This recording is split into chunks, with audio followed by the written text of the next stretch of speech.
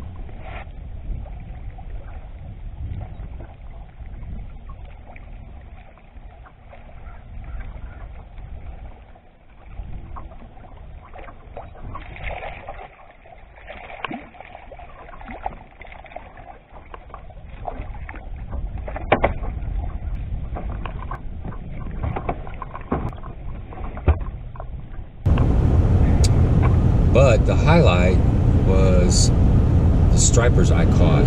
I caught my personal best striper, and then I beat that striper and caught my personal best again. I had no idea. I know people have been catching some stripers on the lake. I've been hearing reports of catching, you know, small stripers, 3-pounders, 4-pounders and stuff, but I hadn't got into them yet. But I went down into the east arm and I found this little area that had a bunch of bait and a bunch of big returns. By the way, rocking my Let's Talk Fish hat. Matt Airy, Brian Thrift podcast. Good stuff. They talk fish, have a good time. It's every week, every other week. And Brian just had a good finish at the first tour event of the year down Sam Rayburn. Shout out to Terry Bolton too. Congratulations. First win on tour. I had no idea. You just assume he's been out there for so long and he's had so many good finishes that he won one. Terry's a nice guy, man. I fished a BFL with him 2 years ago and I still have his phone number and I shoot him texts when I have any kind of questions about rods. He's sponsored by Lures and I fish a lot of Lures products. I'm not sponsored by them, but I still like their stuffs. And anytime I have any kind of questions about rods, I'll just shoot him a text and he'll give me recommendations. It's really cool. He's a nice guy. He's very helpful. So congratulations to him, and also to Sam George. He's a younger guy coming up, and his uncle actually lives in the same town as me. And I eat lunch with his uncle, you know, quite often. And he's been telling me, you know, about his nephew who lives down in, I think he lives in Georgia, telling me about his nephew Sam, who's really been trying to make it the last couple of years, and he's fished a lot of opens and had some good success. But he had a real good finish at Sam Rayburn. I'm not sure, I know it was a top 10. He was fishing on the 4th day. I don't know how it all shook out, but congratulations, Sam. It's good work, man. Keep it going. Back to the video. So I'm down there throwing a jerkbait, and I wasn't getting any bites, but I know there is a ton of bait in that area. In fact, I'll show you, you know, after I catch this first fish, I kind of scan the area just to show you what I was looking at. There's, you know, there was a plethora of bait, very conducive environment. What's up, Mike? And so this first fish I catch, the rod loads up and she goes down a little bit and then she comes up, and I thought it was a 10-pound largemouth because the water was pretty stained down there, so I didn't get a real good look at it. But she actually came up on top of the water and did a little, like a head shake thing. I don't know what happened fast, but I saw what looked like a largemouth. So I'm thinking, man, I've got a monster. And it was a monster, just a different species of monster. But after after about 30 seconds, the fish doesn't come up, you know it's no largemouth. And I knew it wasn't a catfish because I saw, you know, a lot more white. I didn't see that olive color or, you know, the browns if it's a flathead. So all I could do was pull out in the middle of this cove and just fight it. I looked back at all the footage and added up the times, and it took right at 18 minutes to land that fish. You know, I was throwing, I caught that fish on that loose jerkbait rod, that topwater jerkbait rod. I think it's a 6'8" medium light. I mean, it's got enough backbone to land a whatever. I don't know how much that striper weighed. I'm guessing it was in the 20s. I didn't have, well, I had a scale, but it was way down at the bottom of my boat, and I just, it's hard to dig around your boat when you got a big old fish like that, unless you just want to, you know, throw it in the bottom of your boat and let it flop around. I didn't really want to do that. So it was just a guesstimate. Not too long after that, probably 15 minutes, I pulled over to a point on the other side of the creek channel, which had a lot of shad sitting on it too. And I had about 5 minutes to fish before I needed to go. I needed to be back at 5:30 because my wife was leaving to go to a New Year's Day party with her girlfriends. So it was real important that I got back. So I had enough time. I was gonna make a couple more casts, and I actually told myself I'm making 2 more casts, and on that first of the 2 casts, I hook up with another big striper.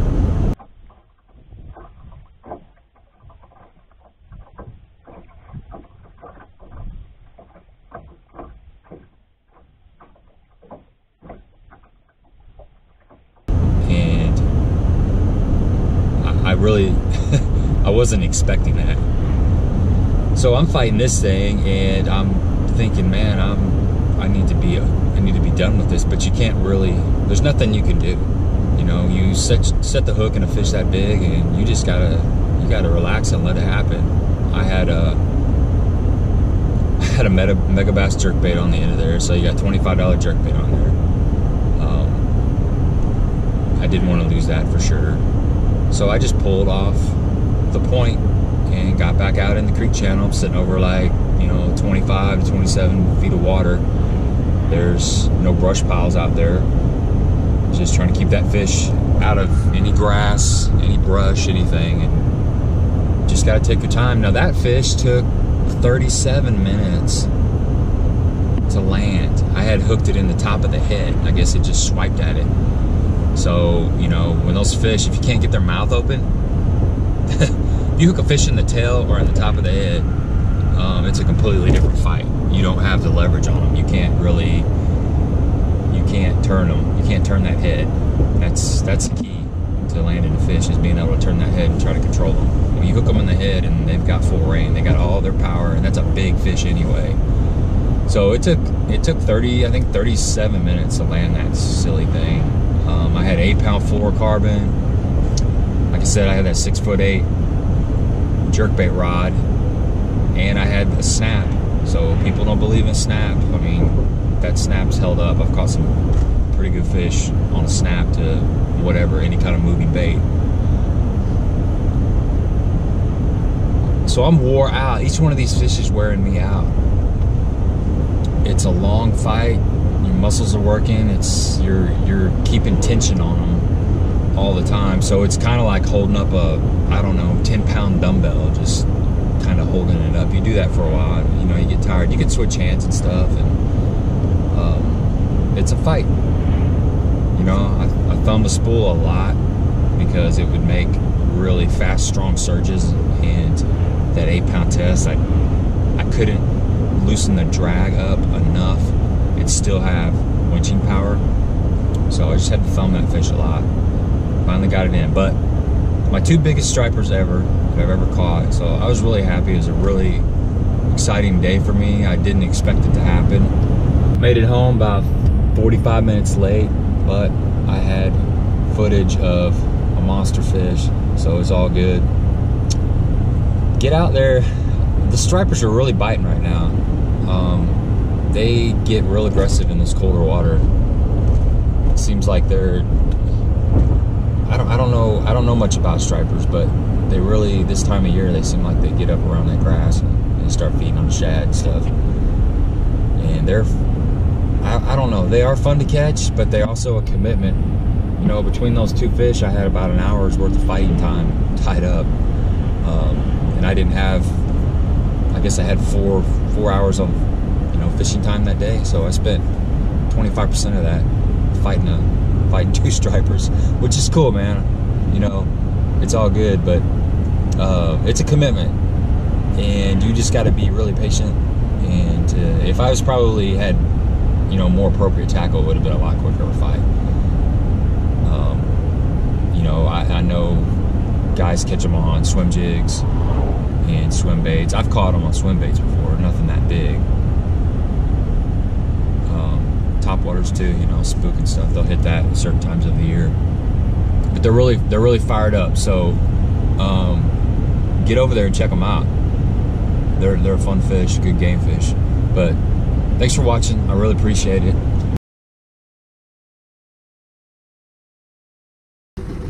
It's about 20 after 11. Kind of a late start. Water's 43.8 in Pomona, and it's stained but not bad. It's 1, 2, 3, 4, 5 boats in the parking lot, including mine. It's like a nice day. I don't got much time, but I got enough time to catch something. Go check it out.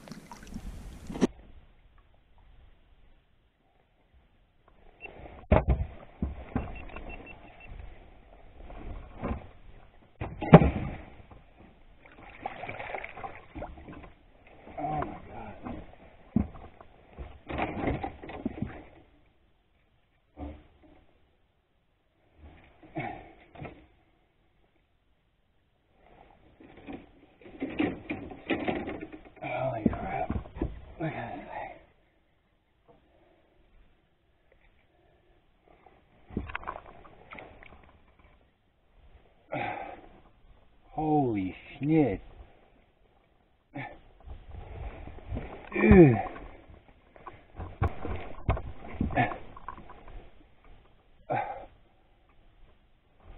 I just caught the biggest striper of my life.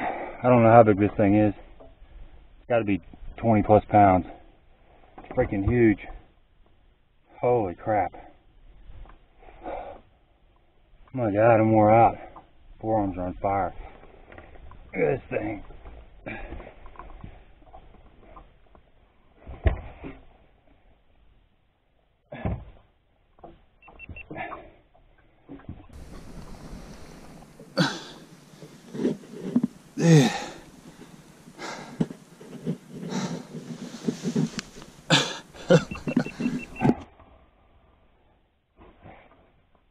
Oh my God. Put her back in the water. Dang.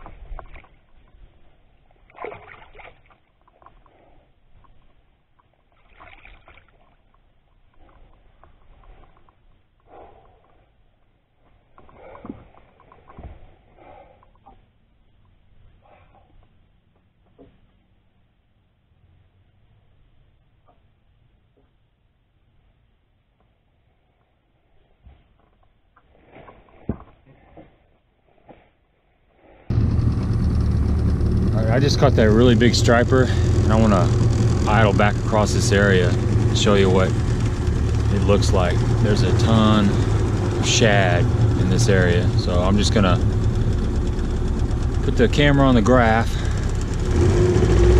Got a bunch of brush piles down here.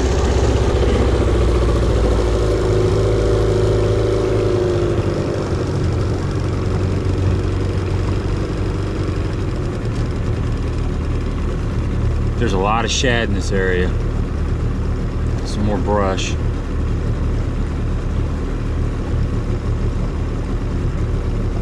Start to see some fish down there.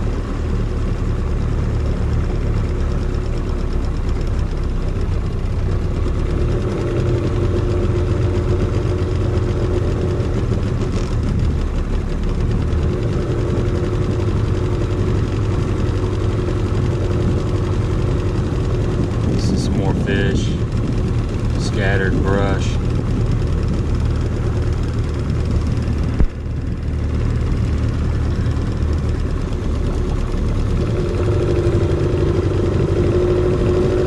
Get out here in this point where I caught that fish. These are all fish right up in here. You can see them.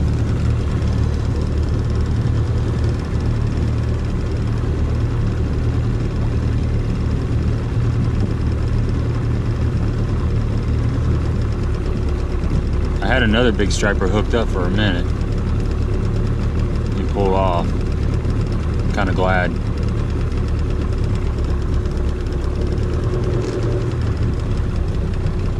You start to see all these shad. Big balls of shad and brush.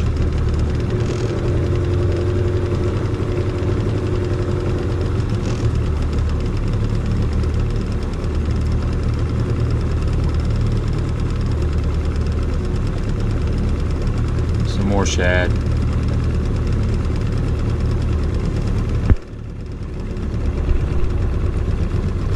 It's loaded with shad here on this point. That's why that striper was in here.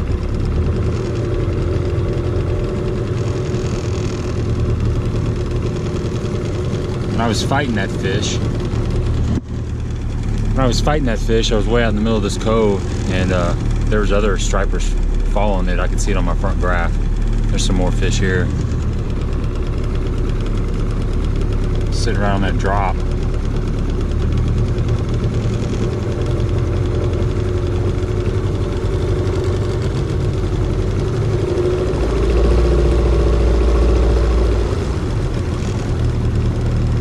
Water's 43.1. Yeah, you can see all these fish out here now.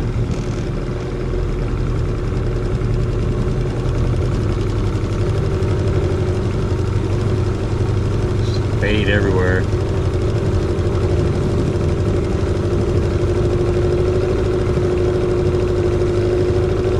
what you're looking for. I should have ran back here in the beginning. There's just places covered with bait.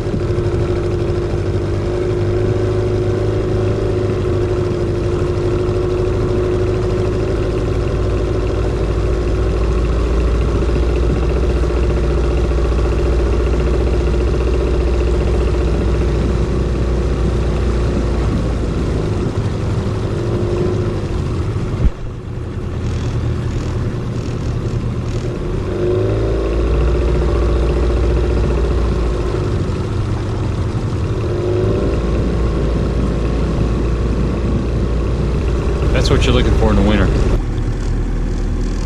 Points with bait on it, pockets with bait on it. You know the fish are gonna be around.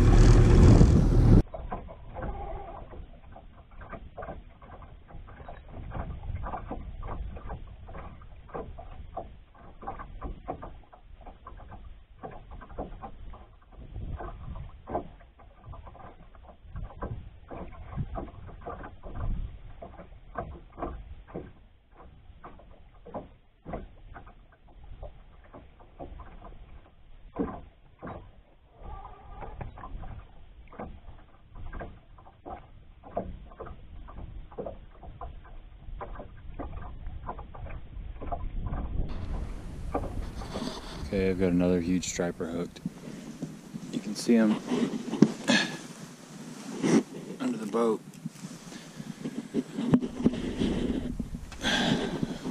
Can't do anything with this fish. I need to leave. I'm going to be late, but I got a $25 jerkbait on the end of this rod. I got an 8-pound test on this, and a snap, and a mega bass. Not much time. It's getting dark. I'm supposed to be home at 5:30. It's a little after 4 right now. It's gonna be late, but I can't break off a $25 jerkbait. So I just pulled out here in the middle of this creek channel. Just holding on. Still fighting this striper.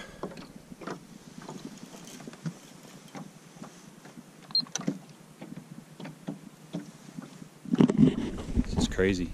It's crazy, this is crazy, this is crazy, this is crazy. Still not one to come up.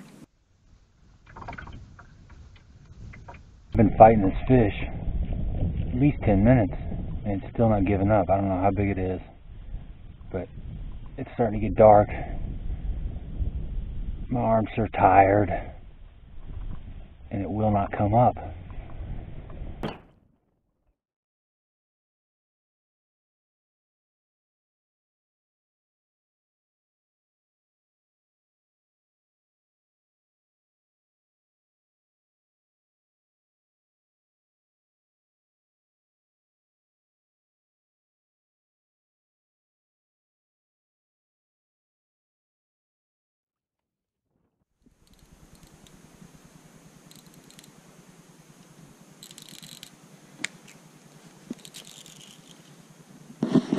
Man, these things are so strong.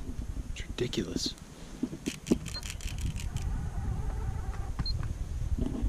Just gonna get it off, go home.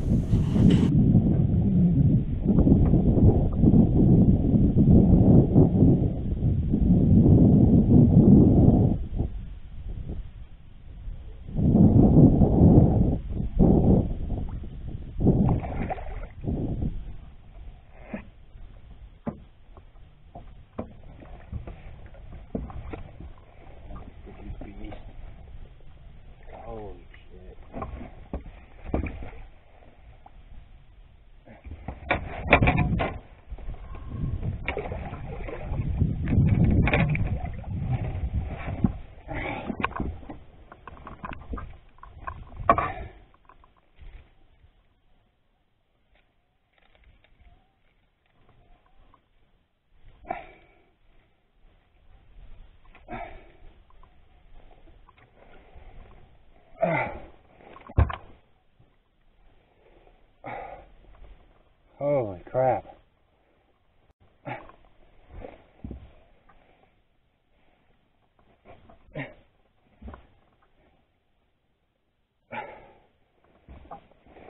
Look at the size of this thing.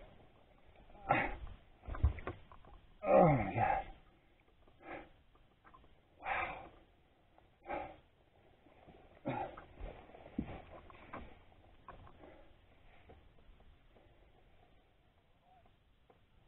Dude.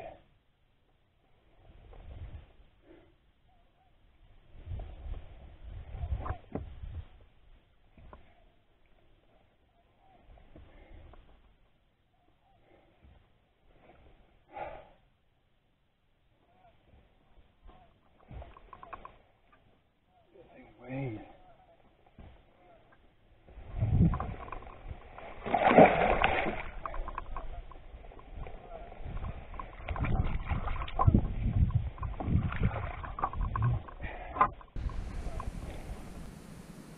Okay. Some crazy turkey noise going on. I'm out of time. I'm gonna be late getting home. My wife's supposed to be somewhere at 5:30. Didn't catch a lot of fish, but I did catch 2 huge stripers. They were both, I don't know how big they were. I'm saying 25 pounds or so. Both of those fish came on a mega bass jerkbait on an 8-pound test. So it just goes to show, if you can get out off the bank, get them away from any brush or grass, just take your time and you can get those big fish in. Pretty crazy day though. Thanks for watching this video. Please subscribe, leave any comments, questions in the comment section, and I've got to get back to the house. Till next time.